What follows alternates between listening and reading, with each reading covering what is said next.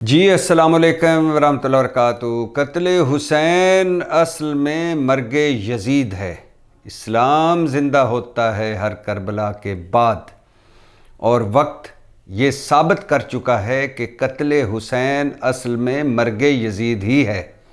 और वक्त ये भी साबित कर चुका है कि इस्लाम ज़िंदा होता है हर करबला के बाद। अमेरिका और इसराइल की ईरान पर बिला जवाज़ मुसल्लत करदा जंग, अमेरिका और इसराइल की नंगी जहरीत, अमेरिका और इसराइल की वहशत व बर्बरियत जो 39 दिन जारी रही, और दूसरी तरफ 39 दिन ईरान की बाकमाल, बेमिसाल और लाजवाल और तारीख साज मज़ाहमत भी जारी रही।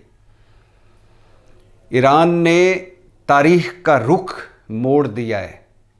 यकीन करें, ईरान ने तारीख़ का रुख मोड़ दिया है, और तारीख़ जब लिखी जाएगी तो ये लिखा जाएगा कि ईरान ने टेक्नोलॉजी का मुकाबला आइडियालॉजी से किया। ये लिखा जाएगा कि ईरान ने यजीदियत का मुकाबला हिम्मत से किया, और ये लिखा जाएगा तारीख़ में कि ईरान ने नंगी जाहरियत का मुकाबला सब्र से किया, और ये लिखा जाएगा तारीख़ में कि ईरान ने ज़ख्म सहे, मगर ज़ख्म सह कर सबको ज़ख्म दिए भी। कल बड़ा अहम दिन है इस्लामाबाद में।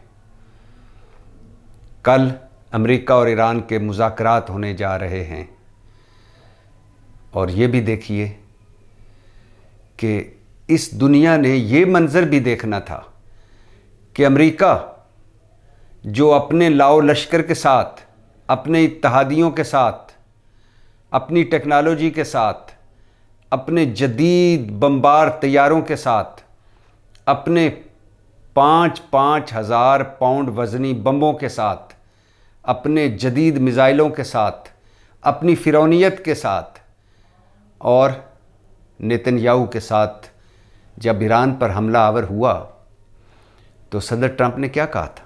सदर ट्रंप ने कहा था कि बस चंद दिन हैं, ईरान में रजीम चेंज हो जाएगा। और फिर सदर ट्रंप ने यह भी कहा खामनाई साहब को शहीद करने के बाद एहलो याल के हमरा कि हम तो जंग जीत चुके हैं। और फिर सदर ट्रंप ने यह भी कहा था कि ईरान से कोई बातचीत नहीं होगी, कोई मुज़ाकरात नहीं होंगे, एक ही ऑप्शन है ईरान के पास, और वो है गैर मशरूत सरेंडर। तो मतलब जो रजीम चेंज करने आए थे वो आज अबनाए हुर्मुज़ खुलवा कर खुशियाँ मना रहे हैं, और उसी रजीम से बातचीत कर रहे हैं जिसको चेंज करने आए थे।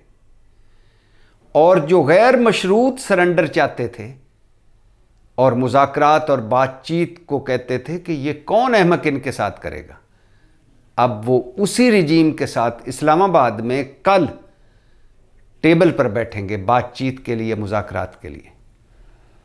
तो मेरे वो सारे दोस्त जो मीडिया पर हैं, वो सारे तज्ज़िया निगार, वो सारे अहले इल्म, वो सारे दानिश्वर जो अभी तक मुंह में ज़बान होने के बावजूद ये नहीं कहते, यार ये नहीं कह पाते कि 39 दिनों की जंग ईरान ने जीती है, मैं उनकी बसीरत पर, उनके अक्ल पर, उनकी दानिश पर, उनके इल्म पर हैरान हो जाता हूँ कि अभी तक ये नहीं कह पा रहे। अभी एक टीवी प्रोग्राम में मैं था, तो वहाँ तीन और लोग भी थे हमारे साथ। जब एंकर ने सवाल किया कि कल जो मुज़ाकरात हो रहे हैं, जब टेबल पर दोनों फरीक बैठेंगे अमेरिका और इसराइल, तो कौन होगा जो अपर हैंड होगा, जिसका कौन होगा जो जीता हुआ लगेगा? तो तीनों के तीनों आए बाएं शाएं। मैंने तीनों से कहा कि आपको कोई शक है कि 39 दिनों की जंग ईरान ने नहीं जीती? अमेरिका के हदफ क्या थे? इसराइल का हदफ क्या था? और पीछे बैठी यहूदी लाबी का हदफ क्या था? ईरान में रजीम चेंज, सरेंडर कर जाएगा ईरान, बगावत हो जाएगी ईरान में, क्या ईरान ने सरेंडर किया? क्या ईरान में रजीम चेंज हुआ? बाप गया, बाप शहीद हुआ तो बेटा आ चुका है। मतलब खामनाई साहब शहीद हुए तो मुज्तबा खामनाई साहब सुप्रीम कमांडर बन चुके हैं। एक आर्मी चीफ गया है तो अगला आर्मी चीफ आ गया है। पासदारान इनकलाब का जो जो कमांडर शहीद हुआ है उसकी जगह दूसरे आ चुके हैं। बसीज के जो जो कमांडर शहीद हुए उनके बाद दूसरे आ चुके हैं। तो रजीम तो वही है ना, हुकूमत भी मौजूद है, फ़ौज भी मौजूद है, पासदारान इनकलाब भी मौजूद है, बसीज भी मौजूद है, ईरान भी मौजूद है, ईरानी कौम भी एक मुट्ठी की सूरत में मौजूद है।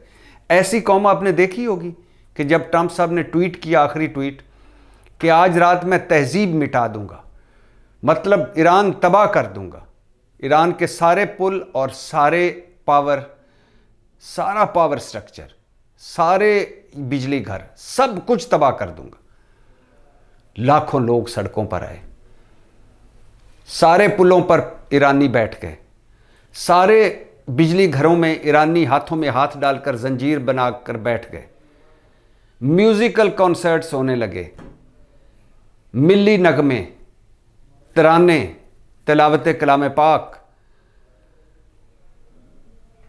और जज्बा क्या था, मैसेज क्या था ट्रंप और नेतन्याहू के लिए कि आएं, आज आपने बमबारी करनी है तो करें, इन बिजली घरों के साथ हम भी तैयार हैं शहीद होने के लिए, इन पुलों के साथ हम भी तैयार हैं शहीद होने के लिए। छठी मर्तबा ट्रंप ने डेडलाइन में तोसी की और अभी 14 दिन जंगबंदी और बढ़ा दी। 6 धमकियों के बाद 14 दिन डेडलाइन आगे कर दी। वो जो तहजीब मिटाने वाले बड़े हमले में तोसी आगे आगे आगे आगे। तो ईरान 39 दिनों की जंग जीत चुका है। बिलाशुबा ईरान में बड़ी तबाही हुई है, बर्बादी हुई है। 4000 के करीब शहीद हुए मासूम ईरानी, मिनाब की बच्चियां शहीद हुई, ईरानी क़यादत शहीद हो गई, 12,500 जगहों पर बमबारी हुई है, बहुत तबाही हुई है। लेकिन at the end of the day नतीजा क्या निकला है कि अमेरिका और ईरान बराबरी की सतह पर बाइज्जत तरीके से आमने सामने बैठ रहे हैं। वो अमेरिका जो कह रहा था कि सरेंडर कर जाओ, जान बचानी है तो माफ़ी मांग लो, अब आमने सामने बैठकर बातचीत होगी। तो कल बड़ा अहम दिन है, लेकिन माहौल बड़ा ख़राब है, सूरत हाल बड़ी ख़राब है, चीज़ें वैसी नहीं हैं जैसी नज़र आ रही हैं। पाकिस्तान ने कमाल का किरदार अदा किया, इसमें कोई शक नहीं। पहले जब सऊदी अरब और ईरान में एक चीज़ को चुनना था तब पाकिस्तान न्यूट्रल रहा और दोनों मुल्कों को समझाता रहा। फिर सालसी, फिर आखिरी लम्हों में जंग रुकवाई पाकिस्तान ने। आखिरी लम्हों में पाकिस्तान ने एक बड़ी तबाही से बचाया इस इंसानियत को। तभी तो पूरे ईरान में पाकिस्तान जिंदाबाद के नारे लगे हैं, तभी तो पूरी दुनिया आज पाकिस्तान में टेलीफोन कर करके मुबारकबादें दे रही है। तभी तो कल अमेरिका और ईरान इस्लामाबाद में बैठ रहे हैं। तो पाकिस्तान का किरदार तो कमाल का, और 56-57 मुल्कों में एक पाकिस्तान ही है जिसने एफर्ट की, जिसने कोशिश की, जो बात टेबल तक ले आया है। लेकिन अब बड़ा सवाल है कि क्या ये मुज़ाकरात कामयाब हो पाएंगे? तो इस बड़े सवाल को डिस्कस करने के लिए और कल क्या होने जा रहा है उसको डिस्कस करने के लिए और पीछे क्या चीज़ें हुई हैं जिसकी वजह से हालात ख़राब हो चुके हैं, इसको डिस्कस करने से पहले ये ज़हनों में आपके रहना चाहिए कि ये ग्रेटर इसराइल की जंग है जो लड़ी गई 39 दिन। ये ईरान के तेल और गैस पर कब्ज़ा करने की जंग है। ये मस्जिद अक्सा की जंग है। ट्रंप और नेतन्याहू मोरा हैं, आगे फ्रंट मैन है। असल जो इस सारे जंग को, ये जंग मुसल्लत जिसने की, या जो ये जंग लड़ रही है, या जिसने ये जंग लड़ाई, वो यहूदी लॉबी है। अपनी मुकद्दस किताबें खोलकर इसको वो बका और अपनी मजहबी जंग समझकर लड़ रही है। तो 3 चीज़ें चाहते हैं वो। ग्रेटर इसराइल के रस्ते का कांटा ईरान, इसको ख़त्म करना। दूसरा, ईरान के तेल और गैस पर कब्ज़ा, वसाइल पर। और तीसरा, मस्जिद अक्सा की जंग। ये बात जाती है ताबूत सकीना तक। तो अब ये 3 बातें ज़हन में रखिए। और इस वक्त सूरत हाल ये है कि इसराइल की पूरी कोशिश है कि ये मुज़ाकरात हो ही ना पाएँ, और अगर हों तो इसका कोई नतीजा ही ना निकले। कैसे कि अभी मुज़ाकरात कल हैं, अभी सीज़ फायर को 1 दिन हुआ है, और अभी कोई आमने सामने नहीं बैठा। अभी सिर्फ ये डिसाइड हुआ है कि अमेरिकी नायब सदर JD वैंस वो पाकिस्तान आएंगे, क़यादत करेंगे अपने वफ्द की, और उनके वफ्द में सदर ट्रंप के दामाद जैरेड किशनर होंगे, और इस खित्ते के खसूसी एलची ट्रंप के स्टीव वेटकॉफ होंगे, और भी उनके साथ लोग होंगे। लेकिन ये 3 मुज़ाकरातकार हैं। और दूसरी तरफ ईरान की तरफ जो मेन 2 लोग हैं, एक हैं ईरानी असम्बली के स्पीकर बाकर कालिबाफ, और दूसरे वज़ीर ख़ारजा अब्बास अराक़ची। और ये ख़बर भी सामने आई कि ईरान को ये खौफ था, ये डर था, ये तशवीश थी कि जूँ ही ये दोनों लोग सामने आएंगे, जो ज़ाहिर है जंग के दौरान गैर नामालूम मकाम पर हैं ये दोनों लोग, जब ये सामने आएंगे तो इसराइल इन पर हमला कर देगा। तो गैर मुल्की मीडिया बता रहा है कि चीन ने ईरान को यकीन दहानी कराई है कि अगर आप ये चाहते हैं तो हम आपके साथ हैं, अगर आप ये चाहते हैं कि हम आपके मुज़ाकरातकारों को सिक्योरिटी दें तो हम देने को तैयार हैं। और पाकिस्तान ने भी ये यकीन दहानी कराई है कि बेफिक्र होके आएँ, आपके मुज़ाकरातकारों मतलब अब्बास अराक़ची और बाकर कालिबाफ को कुछ नहीं कहा जाएगा। लेकिन ख़राब क्या हुआ? ख़राब ये हुआ कि पहले तो हालांकि शहबाज शरीफ साहब के ट्वीट में ये था कि लबनान समेत हर मुहाज पर जंग बंदी होगी अगले 14 दिन, लेकिन इसराइल ने गुज़श्ता रोज़ 10 मिनट में 100 से ज़्यादा 200 से ज़्यादा मकामात पर हमले किए लबनान में, और अभी तक हमले कर रहा है इसराइल लबनान पर। तो पहली खिलाफ वर्जी इसराइल ने ये की। दूसरी खिलाफ वर्जी ये की कि कहा कि जंग बंदी ईरानी शराइत पर नहीं होंगी, वो 10 शराइत जो ईरानी। तीसरी खिलाफ वर्जी और कहा कि अगर ये अगर मुज़ाकरात कामयाब हो भी गए तो और लबनान पर हमले जारी रहेंगे। एक तो ये खिलाफ वर्जी हो गई, एक ये चीज़ हो गई जिसकी वजह से सूरत हाल मज़ीद टेंस हो गई। दूसरा, अमरीकी ओहदेदारों का लबो लहजा, वो कैसे? वो ऐसे कि ईरानी तजावीज़ रद्दी की टोकरी में फेंक दी हैं, अब नई तजावीज़ पर बातचीत जारी है या नई तजावीज़ पर बातचीत आगे जाकर होगी। और ईरानी स्पीकर को लगता है अंग्रेज़ी नहीं आती, लबनान अमन मुआहदे में शामिल नहीं है। JD वैंस, ये अमरीकी नायब सदर का लबो लहजा है। आगे सुनिए। जब बाकर कालिबाफ ने कहा कि हमारे 3 नुकात की खिलाफ वर्जियाँ हो चुकी हैं, अब हम से दुनिया को क्या तवक्को है, तो इसराइल बोला कि लबनान पर हमले जारी रहेंगे। और फिर ईरानी सदर मैदान में आए कि हमारे हाथ ट्रिगर पर हैं, हमले जारी रहे तो जंग बंदी ख़त्म। फिर इसराइली वज़ीर आज़म बोले अगर जंग बंदी ख़त्म हुई तो हम दोबारा जंग के लिए तैयार हैं। फिर आगे पासदारान इनकलाब का बयान आया कि अब जंग हुई तो वादा खिलाफ़ी का खुमियाजा भुगतना पड़ेगा इसराइल को और अमेरिका को। और फिर आगे पीट हेगसेथ जो वज़ीर दिफा भी हैं, वज़ीर जंग भी अमेरिका के, बड़े बड़े बोले।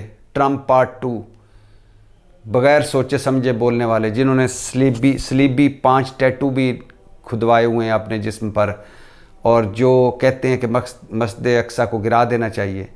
फॉक्स न्यूज़ का साबिक एंकर, उसने कहा कि अगर ट्रंप साहब से किसी ने गड़बड़ करने की कोशिश की तो बहुत बुरा होगा। मतलब जो कुछ ट्रंप साहब कह रहे हैं, अगर किसी ने वो ना माना तो बहुत बुरा होगा। फिर आगे अब्बास अराक्ची मैदान में आए। उन्होंने कहा कि वाशिंगटन को सीज़ फायर या इसराइल, वाशिंगटन को सीज़ फायर या इसराइल, इन दोनों में से एक को चुनना होगा। फिर आगे सदर ट्रंप का बयान आ गया, ताज़ा तरीन बयान। सदर ट्रंप कहते हैं कि अगर हतमी मुआहदे की पूरी तरह तक तामील ना हुई तो शूटिंग दोबारा शुरू हो जाएगी। सदर ट्रंप की नज़र में ये शूटिंग है। आप सोच सकते हैं कि अमेरिका का एक ऐसा सदर भी आएगा जो 4000 लोग, मासूम लोग और मिनाब की बच्चियां शहीद करके, कत्ल करके, और एक मुल्क की पूरी क़यादत कत्ल करके, और एक मुल्क की 12,000 से ज़्यादा जगहों पर बमबारी करके इसको शूटिंग का नाम दे रहा हो। तो इस वक्त सूरत हाल क्या है? बड़ी टेंस है। वजह इसराइल, लबनान पर हमले। हालांकि पूरी दुनिया कह रही है कि लबनान को जंग बंदी में शामिल करो, और फिर अमरीकी लबो लहजा और फिर इसराइली लबो लहजा। वो उनका लबो लहजा क्यों ख़राब है? क्योंकि वो नहीं चाहते कि अपने मुल्क के अंदर उन पर तनकीद हो कि आप ईरानी शर्तों पर मुज़ाकरात कर रहे हैं। तो लिहाजा वो कहते हैं हमने वो शर्तें उठाकर फेंक दी हैं, हम अपनी शर्तों पर मुज़ाकरात करेंगे। और इसी एक तरफ ये जारी है, दूसरी तरफ इस्लामाबाद का माहौल डेफिनेटली टेंस है। खुशी तो है कि इस्लामाबाद होस्ट बनने जा रहा है अमेरिका और ईरान का, लेकिन टेंस माहौल है। इस्लामाबाद में है रेड अलर्ट है, रेंजर और फ़ौज के हवाले है रेड जोन। 2 दिनों की छुट्टी कर दी गई थी, आज की और कल की। इस्लामाबाद में शहबाज शरीफ और फील्ड मार्शल आसिम मुनीर साहब की मुलाकात भी हो चुकी है। दुनिया भर के मीडिया, कुछ लोग आ भी रहे हैं और कुछ की नज़रें हैं बाकी सारे मुल्कों की इस्लामाबाद पर, और कई मुल्कों ने पाकिस्तान को मुबारकबाद भी दी है। और एक तरफ ये है इस्लामाबाद पर फोकस, दूसरी तरफ जंग के बाद पहली दफ़ा ईरान और सऊदी अरब में राब्ता हुआ है। अब्बास अराक्ची ने सऊदी वज़ीर ख़ारजा शहज़ादा फैसल बिन फ़रहान को टेलीफोन कॉल की। पाकिस्तान, फ़्रांस, बरतानिया, अक़वाम मुत्तहिदा की लबनान पर इसराइली हमलों की मज़म्मत, कहा कि हमले बंद किए जाएं। स्पेन ने कहा है कि इसराइल जंग बंदी की ख़िलाफ़ वर्जी कर रहा है।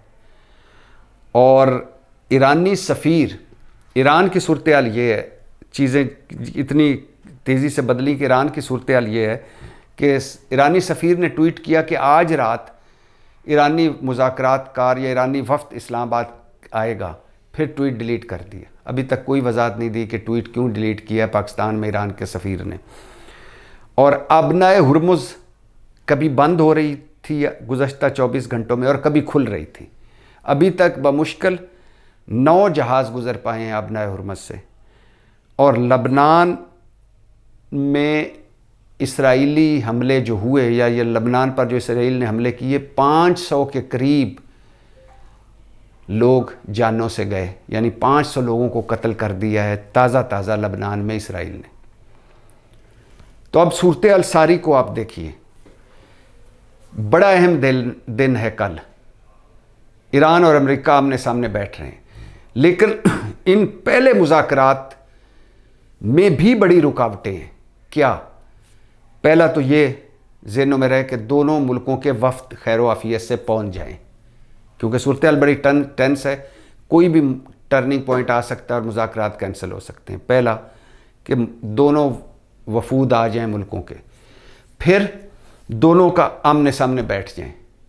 तीसरा मरहला दोनों मुल्कों की शर्तें, और इसमें फ़रीक 4 हैं, आपके ज़हनों में होना चाहिए। मुज़ाकरात जो हो रहे हैं, आमने सामने 2 बैठ रहे हैं, अमेरिका और ईरान, लेकिन फ़रीक 4 हैं, अमेरिका, ईरान, इसराइल और अरब मुल्क। ये 4 फ़रीक हैं। अच्छा, बैठ गए, फिर शर्तें, दोनों की बड़ी सख्त शर्तें हैं। चलो, शर्तों पे भी कम से कम ये हो सकता है कि एक मरतबा बातचीत हुई, दोबारा बातचीत जारी रखी जाएगी अगली बैठक में, आगे किसी और जगह मिलना, फिर आगे किसी और जगह मिलना। अगर मिसाल के तौर पर शर्तों पर भी रजामंदी हो जाती है कि ये शर्तें ईरान को भी कबूल हैं, अमेरिका को भी कबूल हैं, इसराइल को भी कबूल हैं और अरब मुल्कों को भी, तो फिर आगे मुआहदा। और अगर फ़र्ज़ कर लें मुआहदा भी हो जाता है तो फिर मुआहदा क्या कायम रहेगा? नेतन्याहू और ट्रंप जैसे दो अफराद जो पल में तोला पल में माशा हैं, वो जो बेतबारे हैं, जो सीधे मुंह पे झूठ बोल देते हैं, जो अपनी कही हुई बातों से फिर जाते हैं, और जो 2 मरतबा ईरान को चीट कर चुके हैं कि दोनों मरतबा मुज़ाकरात हुए और मुज़ाकरात जब कामयाबी के करीब थे तो मुज़ाकरात छोड़कर अमेरिका और इसराइल ईरान पर हमलावर हो गए। तो क्या तीसरी मरतबा वो मुज़ाकरात करने, मुआहदा करने के बाद कौन गारंटी देगा कि ये दोबारा हमलावर नहीं होंगे ईरान पर, नेतन्याहू और ट्रंप, और मुआहदे की खिलाफ वर्जी नहीं करेंगे? और ये ज़हनों में रहे कि अमेरिका और इसराइल ने कतर से कहा कि आप हमास की लीडरशिप को बिठाएं दोहा में और उनको राज़ी करें, ये गज़ा जो अमन बोर्ड बनने वाला है उस पर। और जब कतर ने बिठाया तो इसराइल ने उन पर हमला कर दिया।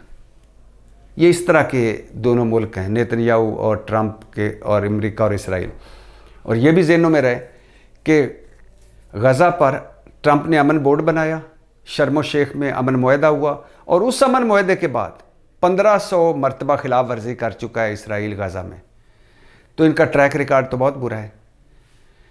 तो पहली बात, यही बड़ी बात है कि दोनों वफ्द आ जाएं, फिर बैठ जाएं, फिर बातचीत करें, फिर किसी हतमी नतीजे पर पहुँचें, फिर जब मुआहदा हो तो उस मुआहदे के खिलाफ वर्जी कोई ना हो। ये औखे पेंडे लमियाँ रामा इश्क दियाँ, बहुत मरहले बाकी हैं। और मैं कह रहा हूँ, मेरी दुआ है कि अल्लाह करे ये मुज़ाकरात कामयाब हो जाएं, जंग बंदी हो जाए, लेकिन बहुत ही बारीक और तनी हुई रस्सी है जिस पर चलकर ये सारा कुछ होना है। तो बहुत थोड़े चांसेस हैं मुज़ाकरात की कामयाबी के, और मुज़ाकरात कामयाब होने, मुआहदा होने के बाद कोई खिलाफ वर्जी ना हो, इसके बहुत थोड़े चांसेस हैं। लेकिन बातचीत होनी चाहिए, मुज़ाकरात होनी चाहिए, और ये पहली बैठक है। इसके बाद कई बैठकें और भी मुतवक्को हैं, हो सकती हैं। लेकिन ज़हनों में रहे, जब यहूदी लॉबी का एजेंडा ग्रेटर इसराइल होगा, ईरान के तेल और गैस पर कब्ज़ा की ख्वाहिश होगी, मस्जिद अक्सा की जंग होगी, ये तो आसानी से ये मुआहदे, इतनी आसानी से और इतनी सीधे तरीके से सब कुछ नहीं होगा। तो बहुत मुश्किल है इस बातचीत का सफ़र आगे बढ़ना, और बहुत मुश्किल है कि बातचीत और मुज़ाकरात के दरमियान मुकम्मल जंग बंदी होना, और बहुत मुश्किल है कोई मुआहदा होना, या इसको इस तरह भी आप कह सकते हैं कि बहुत मुश्किल है वफ्द का आना, आमने सामने बैठना। उससे ज़्यादा मुश्किल है बातचीत। कितनी बैठकें होती हैं, पहला मरहला, दूसरा मरहला, तीसरा मरहला। फिर उससे भी ज़्यादा मुश्किल है कि कॉमन शर्तों पर पहुंचना, यानी दोनों का एक पेज पे आना, ईरान अमेरिका का, पीछे इसराइल और अरब मुल्क। फिर उससे भी ज़्यादा मुश्किल है मुआहदा होना। फिर उससे भी ज़्यादा मुश्किल है उस मुआहदे खिलाफ वर्जी ना होना। और फिर उससे भी ज़्यादा मुश्किल है कि ट्रंप और नेतन्याहू आराम से घर बैठ जाएं और यहूदी लॉबी उनको बैठने दे, और ग्रेटर इसराइल या तेल और गैस पर कब्ज़ा ना हो ईरान के, या मस्जिद अक्सा की जंग अधूरी छोड़ दी जाए। तो बड़े थोड़े चांसेस हैं इस सारे प्रोसेस को आगे कामयाबी तक ले जाने के। लेकिन बहरहाल अच्छी बात यह है कि मुज़ाकरात होने जा रहे हैं, और इसी तरह की बातचीत होती रहेगी तो कोई रास्ता निकलेगा। कम से कम टाइम तो गुजरेगा, कम से कम बात ट्रंप के मिड टर्म इलेक्शन और नेतन्याहू के इलेक्शन की तरफ जाएगी, और जब इन दोनों से जान छूटेगी तो चीज़ें और बेहतर हो जाएंगी।